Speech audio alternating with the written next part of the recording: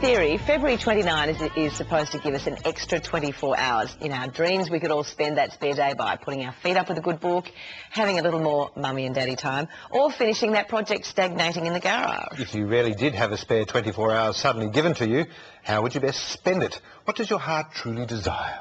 If I had an extra 24 hours, I'd go to the country, I would have a wonderful picnic, lots of good food, wine, great friends. Enjoy life. Yeah, more exercise and friends. Oh, just spa the whole day. Absolutely. Just spend the whole day in the spa, massage, whatever. Drink. On a plane and go away. Oh, spend it with the family at home. Sleep. Sleep, I think. Take rest.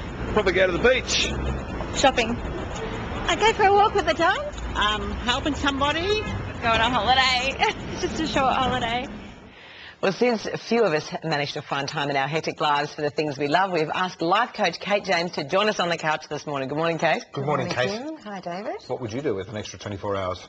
I'd actually start my book, the book that I've been planning on writing for ages, and maybe spend a bit more time with my family. Well, the problem is, of course, we've got an extra day, but it's an extra work day. We needed to have 2 Saturdays, didn't we? I think we did, and I think many of us didn't even realise that today was an extra day. Otherwise, we would have blocked it off. Yeah. Taken the day off work. As a life coach, people come to you obviously looking for assistance to achieve the things that they want to achieve.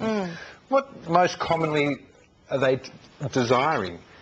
Oh, lots of people are finding that they don't have time to do things like exercise, but even just simple things like connecting with your partner, you know, finding that at the end of the day you get in the door and you're just too tired to even sit down and have a really good conversation, time with the kids.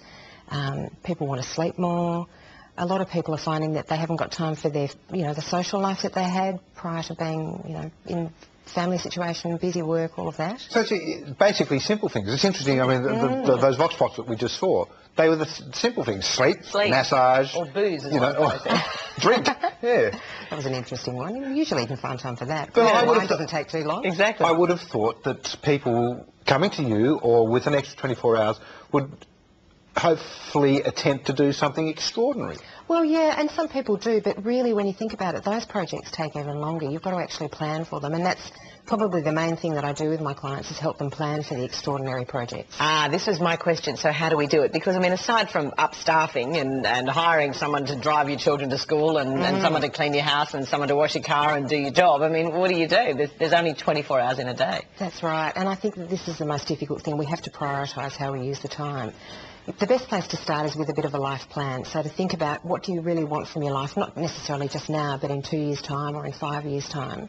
So start writing that down, put it down on paper, and then you make a commitment to it.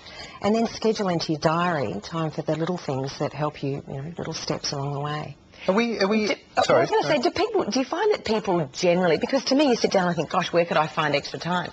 But I guess there are occasions for everyone where we waste time, where we could actually be much more efficient.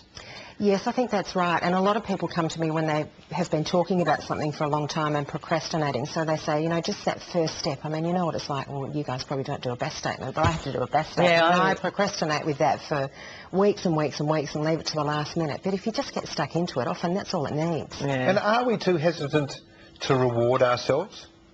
Probably. And I think we're a bit hesitant to do nothing. You know, we don't just stop and sit down and actually think about, you know, what do I really want to be doing? So the time out from busyness is something that often we avoid, and I think that's really important. It's a very good point, because we think time doing nothing is wasted time.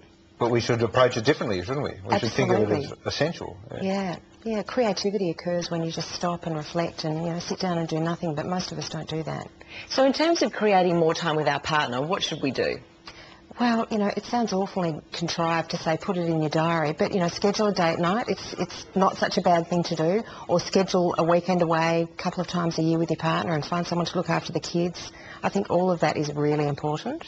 It is. You really have to put it in there. Put it in as though it was a work commitment. Yeah. This is the trick. Yeah, treat it as though it's a work commitment. Yes. But then it's got the wrong approach to it, hasn't it? No, well, maybe, but, you know, how else do we make it happen? I think that it's, you know, to make it happen, you've actually got to block out a bit of time. Otherwise, if it's just not occurring, it's never going to occur. Yeah, at least 2 nights away, I think, if you want to have a dirty weekend away. Definitely. Anyway, thank you so much, Kate. Lovely to talk to you. My pleasure, Kim. Thanks. We'll be back after this.